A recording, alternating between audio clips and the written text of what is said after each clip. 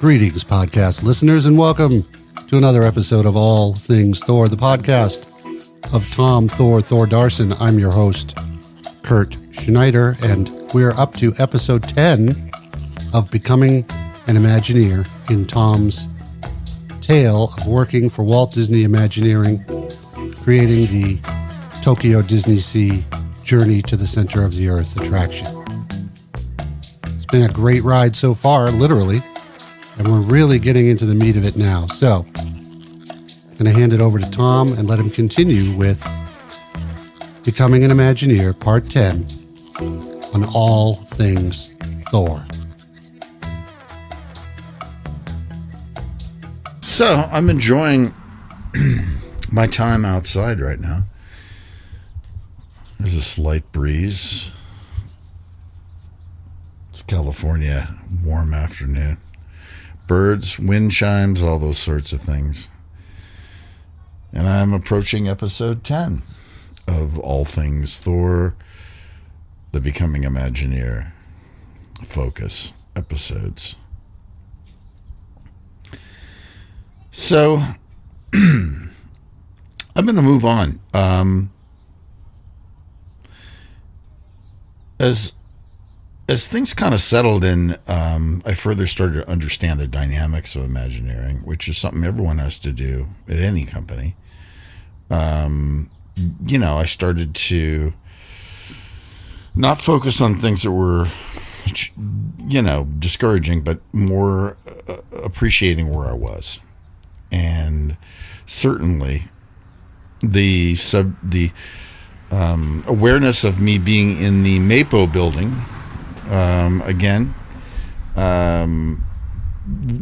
always crossed my mind, because previous to that I was employed by ex-Imagineers who worked in the golden era of Imagineering, and many of which spent time in the Mapo building, building the animatronics. From my understanding, MAPO, M-A-P-O, was kind of an acronym or based on Mary Poppins. When the production was being done, I guess there were some funds allocated from the studio when they were first trying to get WED Enterprises, which would become Imagineering, really rolling. Walt had focused on WED doing the props and the early experimentation with animatronics. And the Mapo building, where my office was at this time when I was hired, was where all the production, as I said earlier, was done. Starting with the mechanical bird that Mary Poppins held on her finger.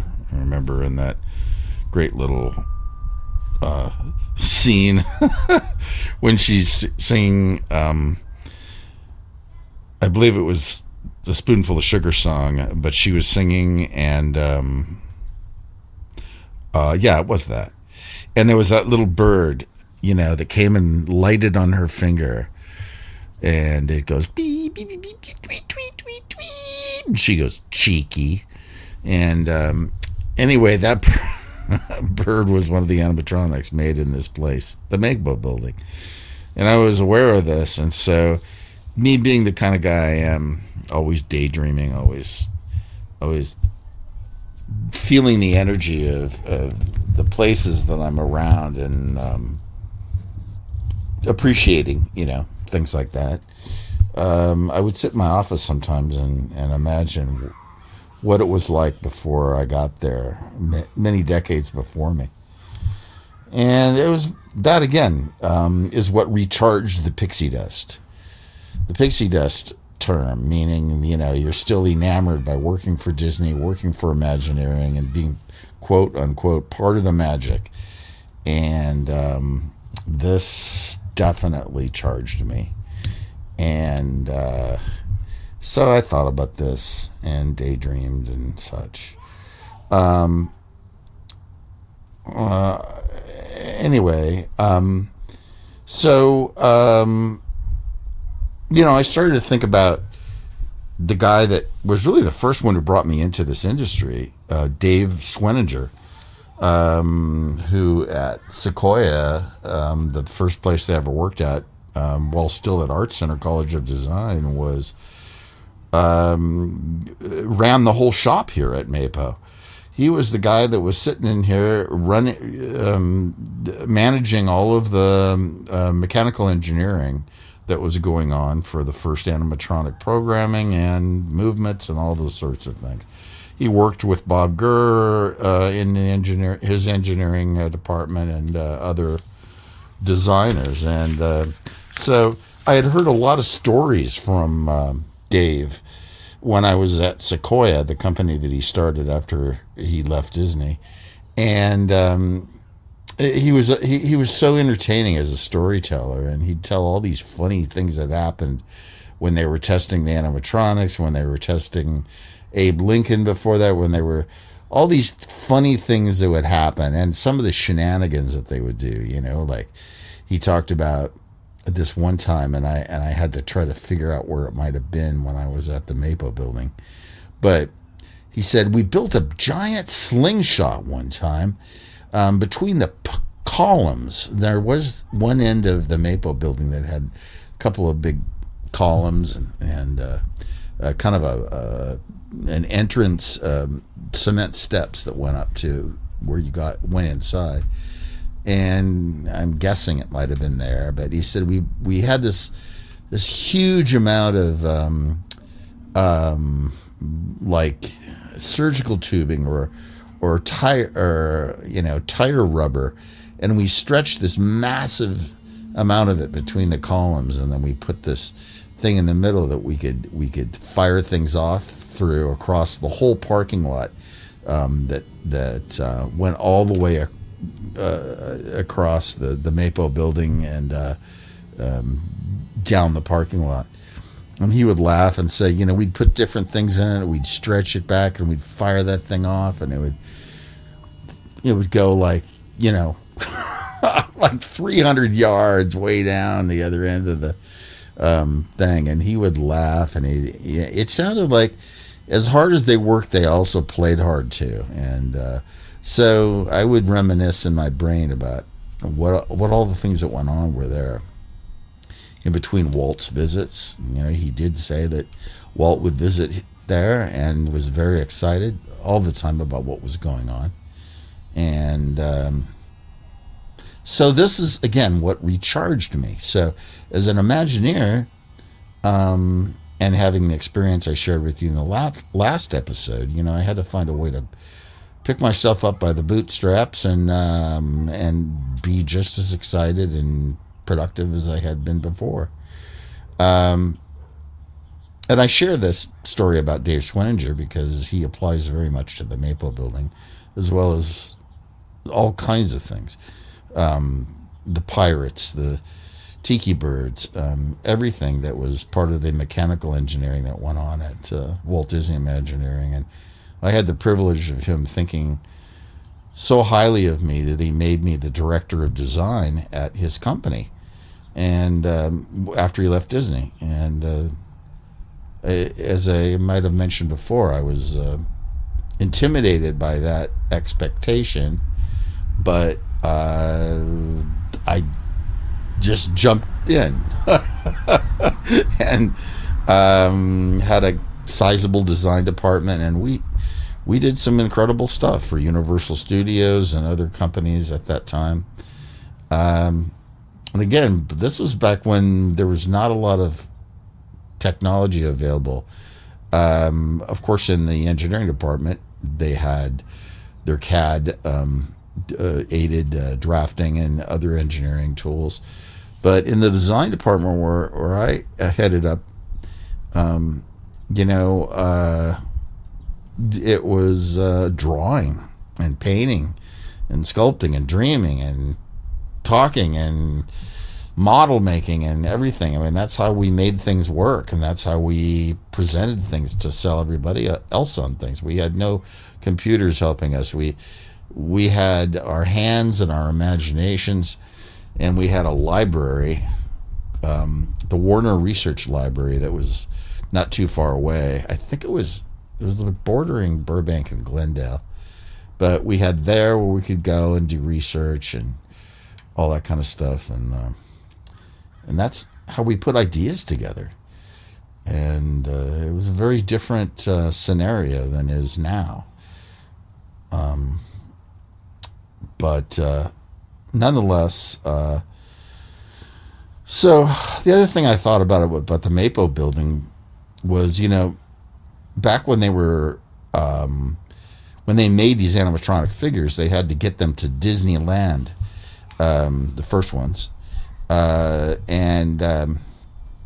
So they would just load them up, in a truck or whatever, and get on the freeway, the 5 freeway, which, if any of you are familiar with the area where Imagineering is, the 5 freeway is not too far away, the 134 and the 5, and they'd get on the 5 freeway in a flatbed truck, sometimes without a covering on it, and you'd see these pirates sticking out of the top and whatever else they had going on. And they'd head on down to Anaheim, to Disneyland, to be installing these things.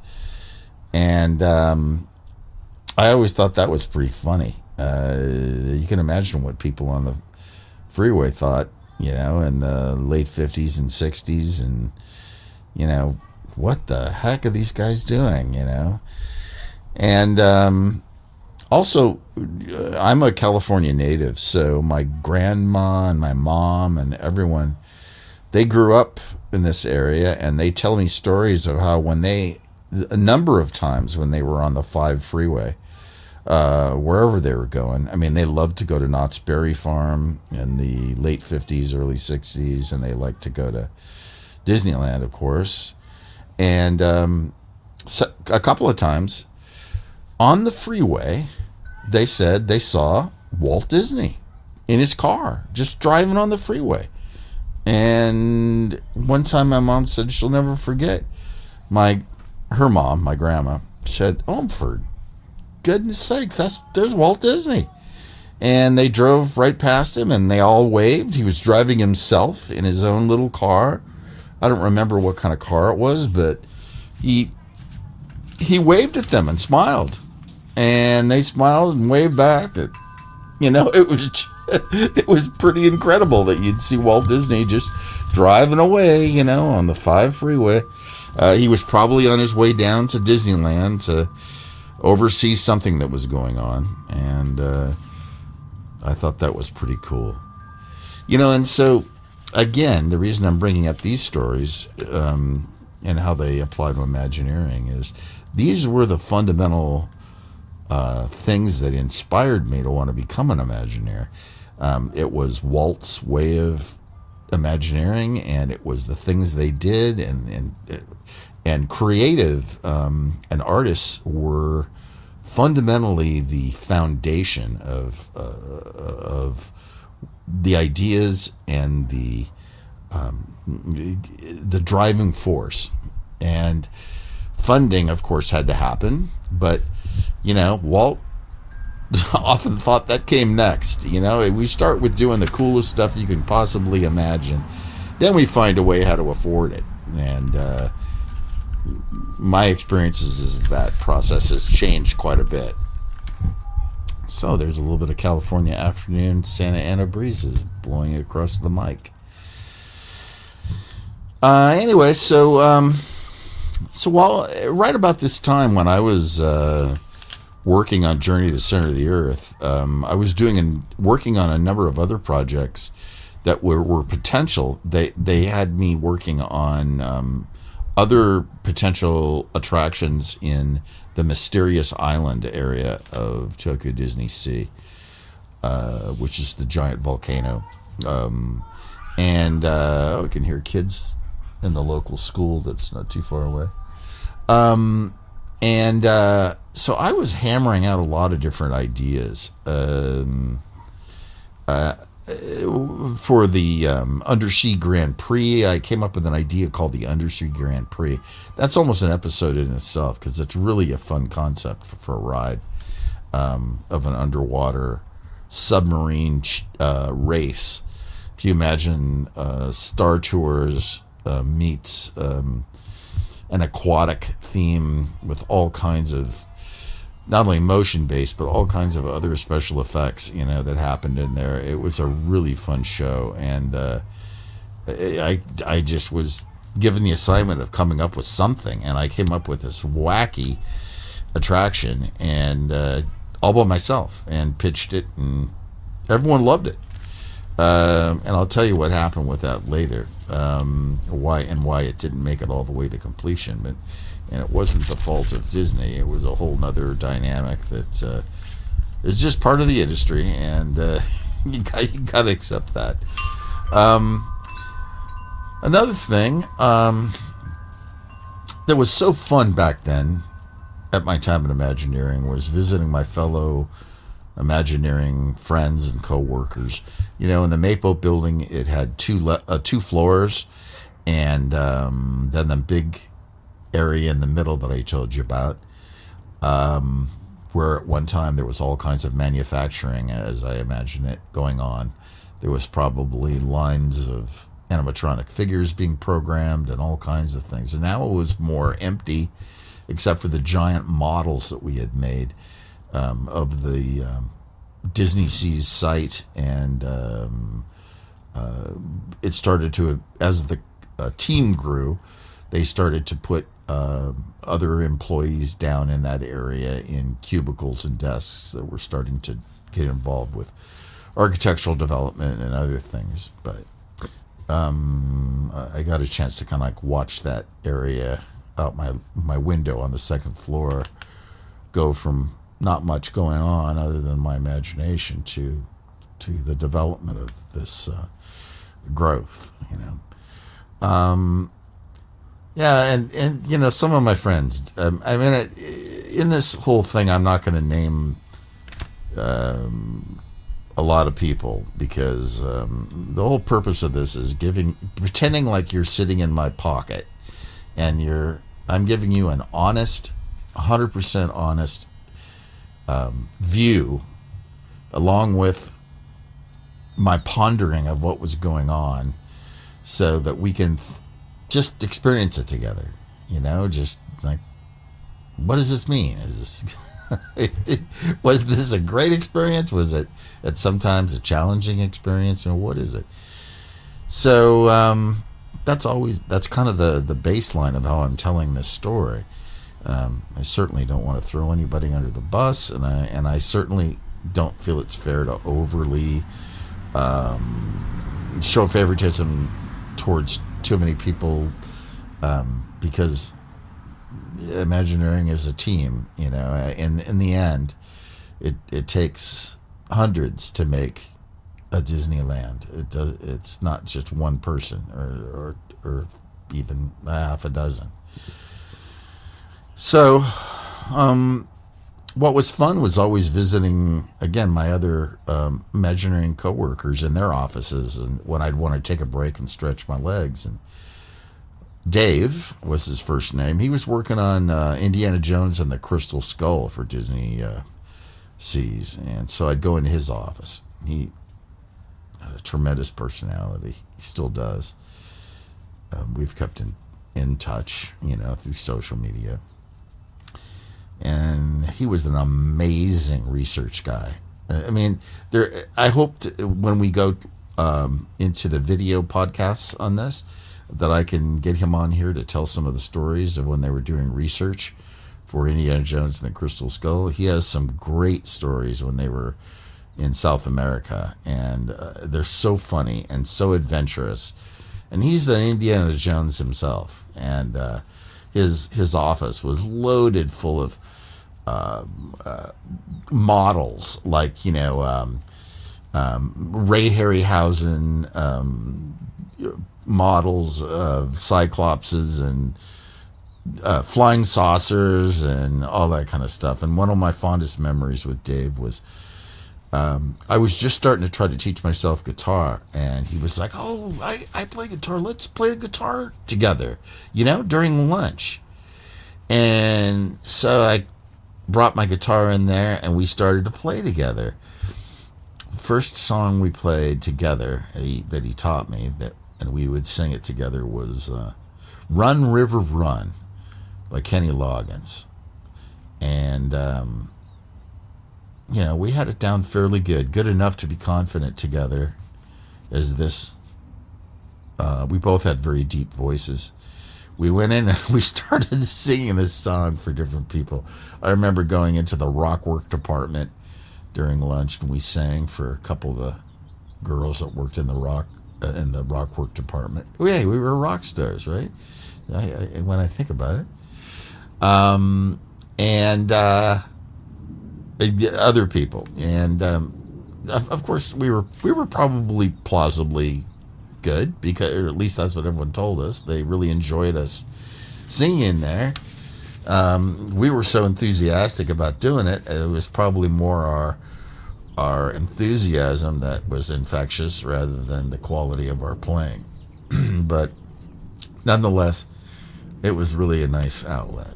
And then there was Suzanne, who was working on Mermaid Lagoon, and sometimes I'd go in there and sit with her for a moment, and we'd talk about all of her experiences with Disney. She was a close friend of John Hench.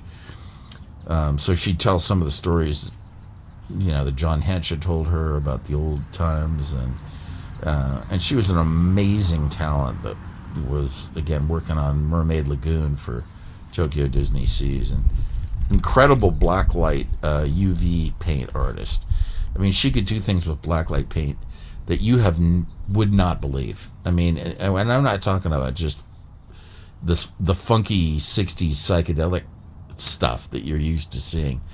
I mean, she could take blacklight and subtly mix hues together so that some things glowed a little bit, some things glowed more. She could mix complicated neutral colors so that a fireplace really looked like it was glowing, and a cauldron. I mean, she was working on Fantasyland when they were rehabbing Fantasyland, I believe for Euro Disneyland, before she got on this project. And so I was able to see a lot of her little comps, her studies that were going to go into the field when she art directed it. And the witch's cauldron, the way it glowed in with all the other colors on the walls and everything, all in blacklight paint, just blew my mind. I mean, I kept putting the test blacklight that I had that I rented from the lighting department, and put it on these little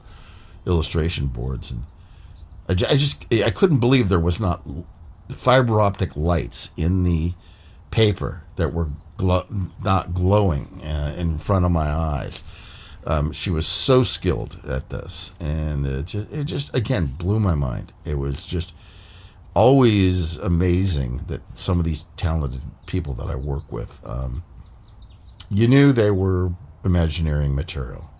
They just were very special, and I have very, very fond memories of that.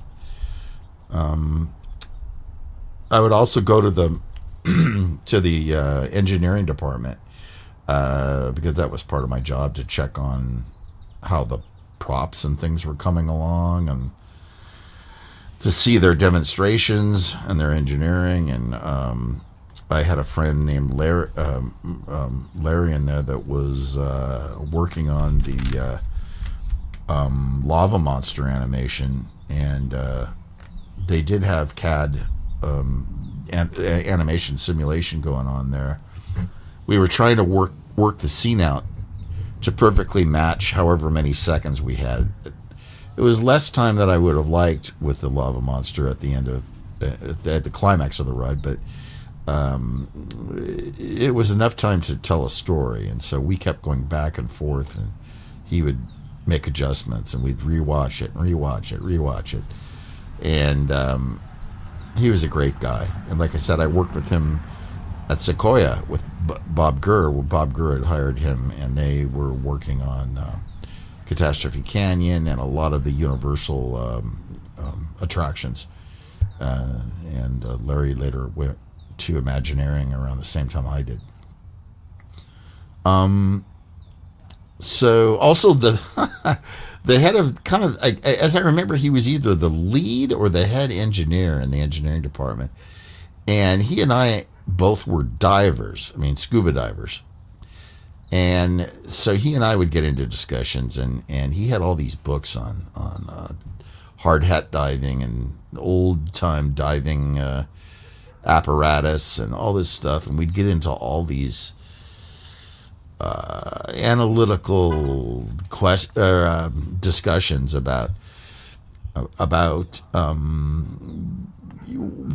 coming up with ways of being able to go underwater, with devices and submarines and things. And I loved sitting down and talking with him. And the funny thing about it was he looked like Captain Nemo from the Disney movie. He had a beard and similar facial structure. And so when I talked to him, it was a very surreal experience to be talking about diving. And yet I was talking about diving with a guy who looked like Captain Nemo.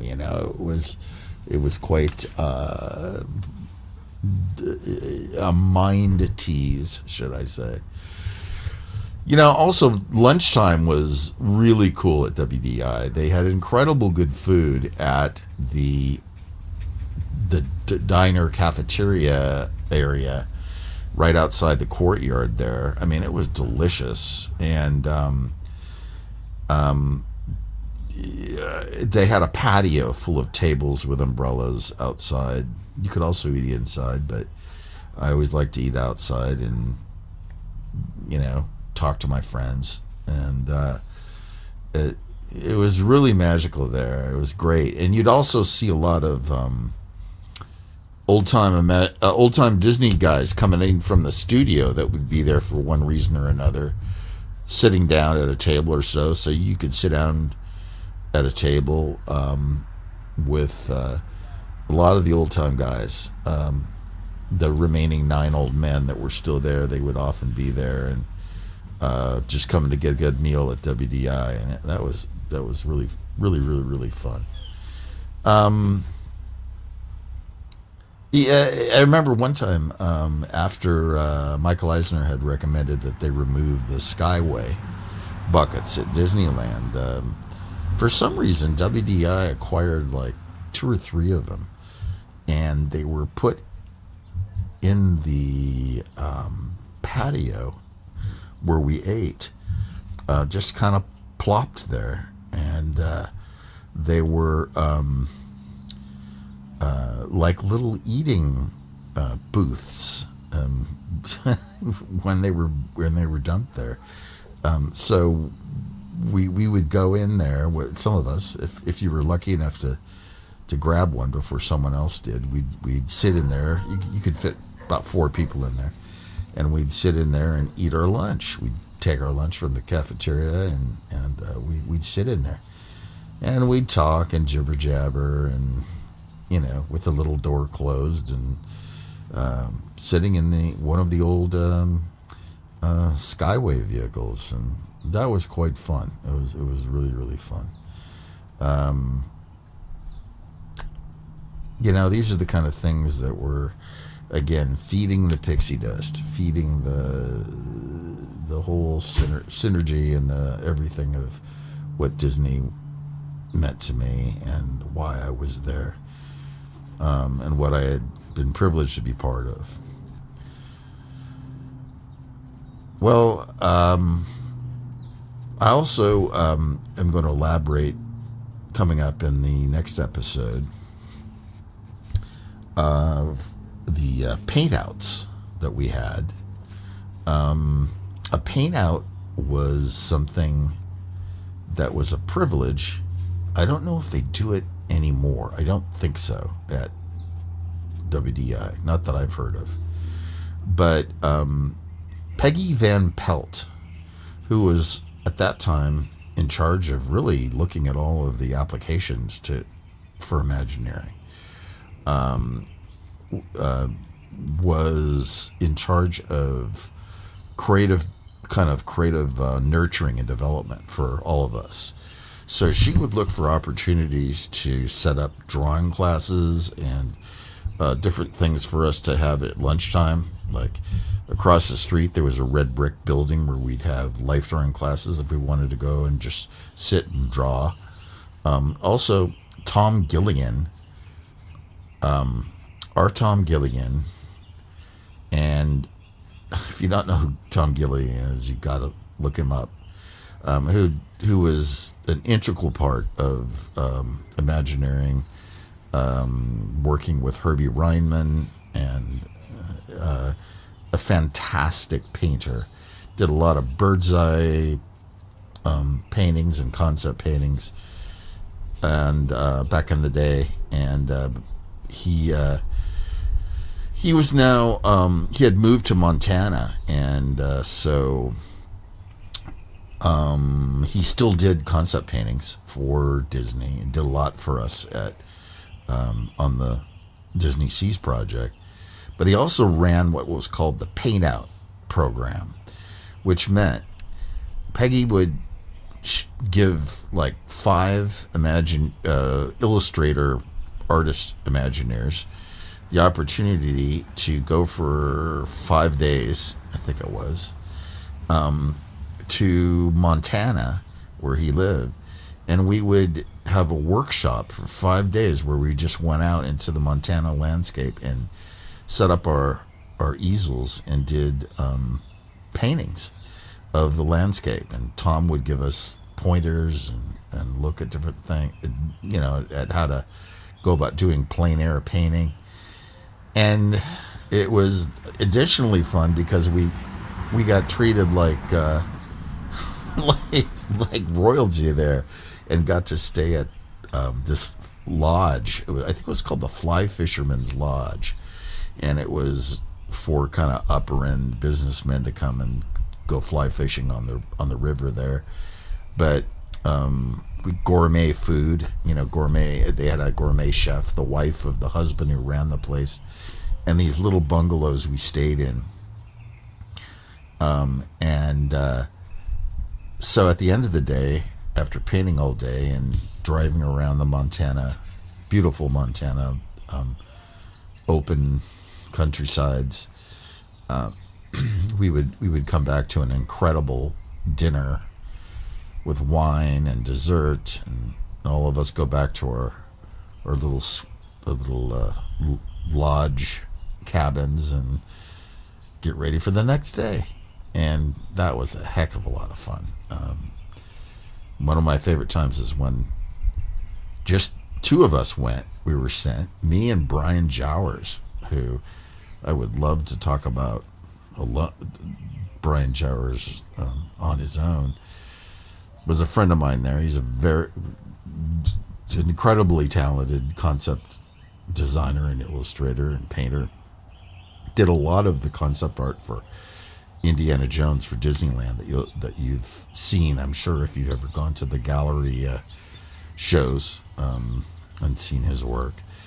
And it was just he and I and Tom Gilligan one time, and I don't think I could ever match that trip. We had the time of our lives.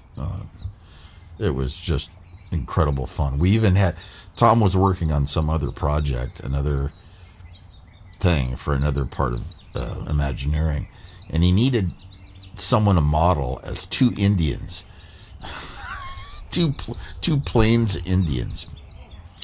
So he got costumes, and Brian Jowers and I were dressed up like these Apaches, and we had to be out there doing different things like action poses and all this kind of stuff, as Tom did a photo shoot that he was able to use for a reference for these paintings. And it was a total hoot. It was so much fun. And again, these were incredibly refreshing for us, when we had all the pressure we had back at Imagineering to go on these paint outs. And I have to thank Peggy Van Pelt for her amazing devotion to make sure that these things happen, so that we were constantly reminded that an Imagineer isn't just somebody who, works and busts their ass for under a budget that's created by some businessman, but they're artists. And Walt knew this too. You know, it's a fine line between being an artist and being what he originally called an Imagineer. You know, it's a whole different level of discipline, and some are cut out for it, some are not. But I just ate it all up. I ate it up, and I'll start to elaborate again more in the next episode about another guy who inspired me back when I was still in school, who came from Disney, old timer, who was a huge advocate of this whole idea that I'm telling you about artists, what they need in order to grow, and what a corporation needs to do in order to get the most and benefit the most out of their talent. See you soon, or talk to you soon.